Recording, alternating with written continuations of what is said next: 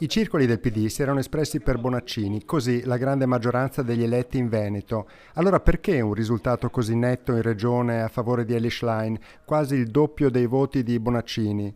Vanessa Camani, consigliera regionale, si era schierata per la mozione Schlein dall'inizio. Io penso che Elly sia stata capace, attraverso una proposta politica molto netta, molto seria, molto definita, di riaccendere l'entusiasmo e una speranza della sinistra, del centro-sinistra in questo paese, andando oltre, diciamo, i confini tradizionali del Partito Democratico. Molti giovani, le donne presentatesi nei seggi allestiti dai Dem al termine di un processo segnato dal fair play, che ha certificato sì la presenza di anime diverse, ma all'interno di un progetto che resta comune. Noi siamo convinti che attraverso Elly potremo costruire un partito realmente aperto, plurale, sinceramente plurale, all'interno del quale tutti possano sentirsi a casa, a fianco delle persone più fragili che in questi anni sono state schiacciate dalla crisi, e che proponga finalmente politiche industriali nette e chiare a favore della riconversione ecologica per le imprese e per tutte le lavoratrici e i lavoratori che in questi anni sono stati messi in difficoltà.